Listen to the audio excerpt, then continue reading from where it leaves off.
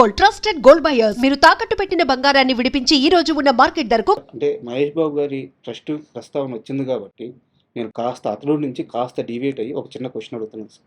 కృష్ణ గారిని మీరు చూశారు, చాలా సందర్భాల్లో ఇండస్ట్రీ మొత్తం ఉంటుంది, చాలా సందర్భాల్లో మీరే చెప్పారు ఇండస్ట్రీలో దేవుడు అంటే మనిషి ఎవరైనా ఉన్నారంటే కృష్ణ గారు అని చెప్పేసి. ఆయన కడుపును పుట్టిన బిడ్డ ఈరోజు 4,000 మంది పిల్లలకి హార్ట్ ఆపరేషన్ చేయించారు, కొన్ని గ్రామాలను దత్తత తీసుకుంటున్నారు. అంటే ఒక మనిషి ఋషి అయితే ఎలా మారిపోతాడో అలాంటి మైండ్ సెట్తో ముందుకెళ్ళిపోతున్నారు. మీలాంటి పెద్దలందరూ ఎలాగో సపోర్ట్ చేయడానికి బ్యాక్ బోన్గా ఉంటూనే ఉన్నారు. సో మహేష్ బాబు గారి ప్రస్థానం అంటే అతడు సినిమా చేసినప్పుడు ఒక యంగ్స్టర్ని చూసుంటారు మీరు, ఈరోజు ఆయన జర్నీ శిఖరాగ్రంలో ఉంది. సో అలా ఆ మహేష్ బాబుని ఈ మహేష్ బాబుని చూస్తుంటే మీకు ఏమనిపిస్తుంది సార్? యాక్చువల్గా కృష్ణ గారు నేను క్లాస్ ప్రొఫెసర్, మీరు కూడా ప్రస్తావించారు, మీ ఏలూరు కాలేజీలో క్లాస్ సార్. ప్రొఫెసర్. అప్పుడు ఇద్దరు కూడా కొంచెం అంటే కామ్గా క్వైట్గా ఉండేవాళ్ళందరూ ముందు బెంచ్లో కూర్చోబెట్టి అల్లరి బెంచ్లో వెనక కూర్చోండి. ఓకే, ఆ విధంగా మీ ఇద్దరం పక్క పక్కన ఫస్ట్ బెంచ్లో కూర్చునేవాళ్ళం. మీ ఇద్దరు రాముడు బుద్ధిమంతుడు. ఇప్పుడు కూడా ఇద్దరు రాముడు బుద్ధిమంతులు అంటాడు. ఇద్దరు కూడా ఓకే, అల్లరి చేయటం కానీ, గొడవలు చేయటం కానీ, ఏదో విజిల్స్ చేయటం కానీ, లేకపోతే అటెండెన్స్ అయిన తర్వాత మెల్లగా జారుకొని బయటకు పోవటం కానీ. ఓకే, ఎందుకంటే ఆ బ్యాచ్లు వేరు, అందుకని ఆ బ్యాచ్లు అందరూ వెనక కూర్చోబెట్టేవారు. ఓకే, అందుకని పర్ఫెక్ట్గా క్లాస్కి రావటం, క్లాస్లో కూర్చోవడం, చెప్పిన పాఠం పూర్తిగా వినటం, క్లాస్ అయ్యే వరకు కూడా వెళ్లకుండా బయటకి ఏదో యూరిన్ వెళ్తారండి అదేంటి ఇదండి అని మాటలు కూడా లేకుండా అవన్నీ కూడా పర్ఫెక్ట్గా చేసేవాళ్ళం అని చెప్పి అలాంటి వాళ్ళు ఒక 6-7 మందిని సెలెక్ట్ చేసుకొని మాకు ఇట్లా 2 వరుసలాగా ఉండేవి. ఒక వరుస బెంచీల్లో మేము ఉండేవాళ్ళం నలుగురు, ఇంకో వరుస బెంచ్లో ఇంకో నలుగురు, ఇట్లా చాలా పర్ఫెక్ట్గా చేసాం. అప్పుడు అనేవాడు అనమాట ఆయనకి మొదట్లో కూడా ఆయనకి కూడా సినిమాకి అవ్వాలని లేదు, సినిమా యాక్టర్ అవ్వాలనే ఆలోచన అది కూడా ఏం లేదు. ఇప్పుడు కంటే చాలా అందంగా ఉండేవాడు, చాలా అసలు ముట్టుకుంటే మార్చిపోతాడేమో అని అంత కలర్లో ఉండేవాడు. మంచి జుట్టు, ఎక్సలెంట్ జుట్టు, నొక్కుడు జుట్టు లాగా ఉండేది, అట్లా ఉండేవాడు. చాలా తక్కువ మాట్లాడేవాడు. ఒకసారి అక్కినేని నాగేశ్వరరావు గారు వచ్చారు అక్కడికి. నాగేశ్వరరావు గారు 60 సంవత్సరాల ఫంక్షన్ వజ్రోత్సవం చేశారు. ఆయన 60 సినిమాలు రిలీజ్ అయిన తర్వాత అది వచ్చినప్పుడు మా ఏలూరు కాలేజీలో గెస్ట్గా వచ్చాడు. అందరూ వెళ్ళి కూర్చున్నారు. అయిన తర్వాత ఆయన మాట్లాడేశారు, అందరూ సపాట్లు కొట్టాము. తర్వాత వెళ్ళిపోయేటప్పుడు ఎవరికి వాళ్ళే వెళ్ళిపోయి సార్ ఆటోగ్రాఫ్ రకరకాలుగా ఆటోగ్రాఫ్లు చేసిన తర్వాత కృష్ణ గారికి ఆలోచన వచ్చింది, సినిమా యాక్టర్ అవ్వబట్టి కదా ఇంత క్రేజ్ వచ్చింది, ఇంత వచ్చింది, మనం కూడా ఎందుకు అవ్వకూడదు అనే ఆలోచన మొట్టమొదటిగా అక్కడికి వచ్చి ఆయన ఎక్స్పెక్ట్ చేశాడు. సినిమా యాక్టర్ అయితే బాగుంది, నాకు కూడా అవ్వాలి ఉంది అని. ఇప్పుడుగా నీ పర్సనాలిటీకి నీ అందరికీ డెఫినెట్గా మంచిగా అవుతుంది. ఆ టైంలోనే కొల్లేటి కాపురంని మన డైరెక్టర్ తిలక్ గారు ఎడిటర్, మంచి ఎడిటర్ అయినా ఎడిటర్గా డైరెక్టర్ కూడా అయ్యాడు. కొన్ని సినిమాలు చేశాడు, రైటింగ్ కూడా చాలా బాగుంటాయి. ఆయన చాలా మంచి సినిమాలు చేశాడు, ఉయ్యాల జంపాల ఇవన్నీ కూడా చాలా మంచి సినిమాలు చేశాడు. ఆయన ఒకసారి కొల్లేటి కాపురం రిలీజ్ సందర్భంగా ఏలూరు కాలేజీకి వచ్చాడు ఆయన కూడా.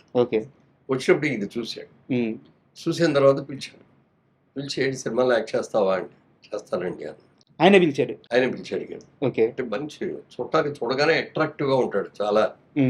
పిలిచి అడిగాడు సినిమాలో ఇంట్రెస్ట్ ఉందంటే ఉందండి అన్నాడు.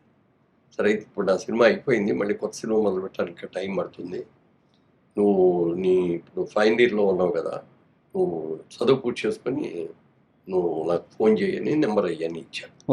ఇచ్చే ఈయన తర్వాత చేశాడు, వచ్చేయమన్నాడు ఆయన. ఆయన వెళ్ళేటప్పటికి ఈయన సినిమా ఇంకా అప్పుడు కూడా రెడీ అవ్వాలా, అందుకని బయట ఏమన్నా ట్రయల్స్ ఉంటాయి చేసుకుంటా ఉండు, నువ్వు నాటకాల్లో లేదు కాబట్టి నాటకాలు వేస్తూ ఉండు అని చెప్పి సోమన్ బాబు గారు, కృష్ణ గారు, ఇంకా బ్యాచ్ ఉన్నారు కొంతమంది, వాళ్ళందరూ నాటకాలు చేసేవారు మెడ్రాస్లో. క్రాంతి కుమార్ గారు కూడా మీ బ్యాచ్? క్రాంతి కుమార్ గారు కూడా బాగా, క్రాంతి కుమార్ గారు మా బ్యాచ్. ఇప్పుడు విజయేంద్ర ప్రసాద్ గారు, రాజమౌళి గారు ఆయన మా బ్యాచ్. తర్వాత ముఖర్జీ గారు అని ఒక ఆయన ప్రొడ్యూసర్, సమత ఆర్ట్స్ ఆయన, చటర్జీ గారు, వీళ్ళందరూ కూడా మా కాలేజీ వాళ్ళు. సరే అనుకున్నట్టుగా ముందు సక్సెస్ కాలేదు, యాక్టర్గా ఏమి విషయం రాలేదు. పెళ్లి చేసుకొని ఇంటికి వచ్చేసిన తర్వాత ఆదిల్ సుబ్బారావు గారు పేపర్లో అడ్వర్టైజ్మెంట్ ఇచ్చాడు, కొత్త వాళ్ళు పెట్టి సినిమా తీస్తాను, ఇంట్రెస్ట్ ఉన్న వాళ్ళు బాగున్నాడు అప్లై చేసుకుంటే, అప్పుడు ఈయన అప్లై చేశాను. దానికి ఇంటర్వ్యూకి పిలిచారు, చూసారు, సెలెక్ట్ చేశారు. పేరు మనసు అలా యాక్టర్ అయ్యాడు. నేను బాగా ఆయన ఏదైనా రిలీజ్కి వస్తే విజయవాడ వస్తే ఫోన్ చేసేవారు, నేను వెళ్ళి కలుస్తూ ఉండేవాడిని. సార్ తర్వాత మా బిజినెస్ కోసం నేను కోయంబత్తూరు వెళ్ళాల్సి వస్తూ ఉండేది. కోయంబత్తూరు తిరిగి వచ్చినప్పుడు మెడ్రాస్లో ఒక రోజు ఆగిపోయి నేను కృష్ణ గారిని కలుసుకొని అక్కడ ఆయన ఆ రోజంతా గడిపి ఆ రోజు రాత్రి మెయిల్కి వెళ్ళి అలా చాలా మంచి సినిమాలు వస్తున్నాయి, ఇది వస్తాయని అన్నీ చెప్పేవాడు, డెవలప్మెంట్ అయ్యేది. సార్ అలాంటి వ్యక్తి స్వయం శక్తితో వచ్చాడు. వెనక వాళ్ళ బ్యాక్గ్రౌండ్ ఎవరు ఉండి చేసింది ఇది కాకుండా స్వయం శక్తితో వచ్చాడు. ఆ గుండుగేర్ సినిమాతోటి ఒకసారి 116 తోటి అసలు ఎక్కడికి వెళ్ళిపోయాడు. ఇంకా అన్ని ప్రయోగాలు ఆ కదా. సినిమా రిలీజ్ అయిన తర్వాత ఒక్కసారిగా 15 సినిమాలు 18 వచ్చింది. ఉమ్, అక్కడి నుంచి అంత చేశాడు. ఇవన్నీ ఇప్పుడు మహేష్ బాబుకి వచ్చేటప్పటికి కృష్ణ గారి అబ్బాయి బిగినింగ్ కూడా అంతా కృష్ణ గారి ఆ అబ్బాయి లెగసీ అయితే ఉంది. ఆ? ఆ లెగసీ అయితే ఉంది. లెగసీ ఉంది కదా, అది ఒకటి బాగా హెల్ప్ చేసింది. ఉమ్, తర్వాత ఇతనికి బాగా ఇంట్రెస్ట్ అని చెప్పి యంగ్ హీరో చిన్నప్పటి నుంచి కూడా క్యారెక్టర్ అవును చేశాడు. మేము ముగ్గురు కలిపి ఒక సినిమా కూడా చేసాం, సినిమా పేరు గుర్తులేదు నాకు. సార్. బ్రదర్స్ లాగా చేసాం. ఓకే. అందులో కూడా ఫైట్స్ గీట్స్ ఇవన్నీ కూడా చేశాం. ఉమ్, అప్పుడు అనుకున్నాం మహేష్ బాబు కూడా చాలా పెద్ద యాక్టర్ అయిపోతాడు, కృష్ణ గారు లాగా పెద్ద యాక్టర్ అవుతాడు ఉమ్. అని ఊహించాం. అందుకంటే కూడా ఎక్కువగా పెద్ద actor. కృష్ణ గారు అనేవారు సార్ ఆ టైంలో. కృష్ణ గారి బాగా కాన్ఫిడెన్స్, ఓకే. మంచి యాక్టర్ అవుతాడు వీడు. ఉమ్, అంటే రమేష్ ముందయ్యాడు, ఉమ్, అవును రమేష్ అయ్యాడు కూడా ఇంకా చిన్నాడు. అప్పుడు కూడా అని ఉంటాడు, రమేష్ కూడా అవుతాడు, రమేష్ కూడా బాగుంటుంది, రమేష్ కంటే కూడా మహేష్ ఉమ్, ఎక్కువ ఇది అవుతాడు. అలా మంచి యాక్టర్ అవటం. ప్రతి సినిమా నాన్నగారి దగ్గరికి వెళ్ళి తీసుకెళ్ళిపోయాడు. కథ వినమని అడిగేవాడు సార్. మహేష్ బాబు కూడా. కథలు అవన్నీ నువ్వే ఇండివిజువల్గా నువ్వు సెలెక్ట్ చేసుకో, ఓకే. నువ్వు ఎరగాలి. నేను చెప్పి నేను ఇది బాగుంది ఇది వద్దు ఇది బాగాలేదు అని చెప్పడం బాగుంది. సార్. ఆ నిర్ణయాధికారికి కూడా కొడుకు ఇచ్చేసాడు. అతను అలాగే మంచి సెలెక్ట్ చేసుకోవడం, మంచి బ్యానర్లు సెలెక్ట్ చేసుకోవడం, అలాగే మంచి డైరెక్టర్ని చేసుకోవడం, అవన్నీ కూడా చేసి సక్సెస్ అయ్యాడు. ఆ సినిమా కూడా వచ్చిన తర్వాత మేము అదే అనుకున్నాం. అప్పుడు కృష్ణ గారితో ఒక సినిమా చేసాం అంతే సార్. మా బ్యానర్లో. అందులో నాగార్జున గారి హీరోను, కృష్ణ గారి ఫాదర్, నాగార్జున గారి ఫాదర్గా కృష్ణ వారసుడు. వారసుడు. సార్. ఆ వారసుడు అడిగితే ముందు నేను చేయనయ్యా ఆ క్యారెక్టర్ అది అన్నాడు. అని మళ్ళీ కొద్ది రోజులు అయిన తర్వాత మళ్ళీ ఆయనే ఫోన్ చేసి సరే ఒకసారి కథ వచ్చి చెప్పమనంటే అది హిందీ సినిమా, అది హిందీ సినిమా రీమేక్. అది ముందు హిందీ పిక్చర్ చూడండి సార్ అన్నాం. హిందీ పిక్చర్ చూసి అరేంజ్ చేసాం. అది చూసేసి బాగుంది, క్యారెక్టర్ బాగుంది, చేస్తున్నాలే ఓ, అలా చేశాను. ఈ మహేష్ బాబుని కూడా మరి నేను అంటే ఇద్దరు యాక్టర్గా ఉన్నప్పుడు కొన్ని సినిమాలు కలిసి చేయడం కానీ, లేకపోతే కృష్ణ గారి అబ్బాయి కానీ కృష్ణ గారి ఫ్రెండ్ కానీ మొత్తం మీద మేము డేట్లు అడగగానే వెంటనే ఇచ్చాను. ఓకే. అన్నీ సక్సెస్ఫుల్గా జరిగినాయి, అందరూ హ్యాపీగా ఉన్నాం. ఈ సినిమాని ఇవాళ యంగర్ జనరేషన్ చూపించారు. అప్పుడు చూసిన వాళ్ళు అందరూ బాగానే చూశారు. యంగర్ జనరేషన్ 20 ఏళ్లలో వచ్చిన పెరిగిన జనరేషన్ అంతా అందరూ సినిమా చూశారు. సార్. టీవీలో అందరూ సినిమా చూశారు, లేకపోతే ఏదో యువతకి అన్ని రకాల అతడు సినిమా చూడని ఇల్లు 2 తెలుగు రాష్ట్రాల్లో లేదంట. లేదు. అది నిజంగా నిజం. ఎందుకంటే సినిమా ఇక్కడే కాదు, సార్. ఈవెన్ అదర్ కంట్రీస్కి వెళ్తే ఎక్కడికి వెళ్ళినా మీ సినిమా అర్థంగా ఉందండి. ఆ యంగర్ జనరేషన్, అక్కడున్న యంగర్ జనరేషన్కి మురళీమోహన్ పెద్ద యాక్టరు, బోల్డ్ సినిమాల్లో చేశారు ఇది అని చెప్తే వాళ్ళకి ఏం అర్థమయ్యేది కాదు. సార్.